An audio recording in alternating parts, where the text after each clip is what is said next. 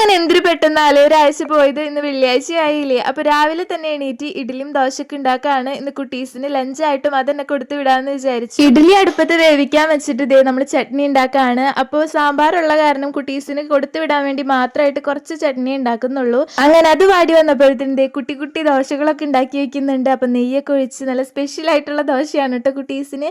അപ്പോഴത്തേനും എന്തേ നമ്മുടെ നിന്നൂസും പിപ്പിക്കുട്ടി എണീറ്റ് വന്നിട്ടുണ്ട്. ഇന്നും കൂടി ക്ലാസ്സിൽ പോയാൽ മതി, 2 ദിവസം ഇനി മുടക്കാണല്ലോ എന്നൊക്കെ പറഞ്ഞ് നിൽക്കാൻ കേട്ടോ. അതിനുശേഷം എന്തേ അവരെ കുളിപ്പിച്ചു, ഡ്രസ്സൊക്കെ ഇടിയിച്ചു, പിന്നെ ബ്രേക്ക്ഫാസ്റ്റ് കൊടുക്കുകയാണ്. അതിനിടയിൽ ഇതേ ലഞ്ചും ടിഫിനൊക്കെ ആക്കുന്നുണ്ട് കേട്ടോ. പിപ്പിക്കുട്ടിക്ക് ഇന്ന് ആപ്പിളും മാതള നാരങ്ങയൊക്കെ മതി എന്ന് പറഞ്ഞത് അതാണ് ടിഫിനായിട്ട് കൊടുത്തയക്കുന്നത്. പിന്നെ അവസാനം കണ്ണൊക്കെ എഴുതി സോക്സും ഷൂ ഒക്കെ ഇടിയിച്ചിട്ടുണ്ട്. അപ്പോഴാണ് നമ്മുടെ പിപ്പിക്കുട്ടിയുടെ കണ്ണെഴുതിയിട്ടില്ല എന്ന് ഓർത്തത്. അങ്ങനെ അവളുടെ കണ്ണൊക്കെ എഴുതി കൊടുത്തു. അപ്പോഴത്തേനും നമ്മുടെ ചിച്ചുക്കുട്ടി എണീറ്റ് വന്നിട്ടുണ്ടായിരുന്നു. അപ്പോൾ അവളുടെ നെറ്റിമത്ത് വലിയ ഒരു കെട്ടൊക്കെ അഴിച്ചിട്ടുണ്ട്.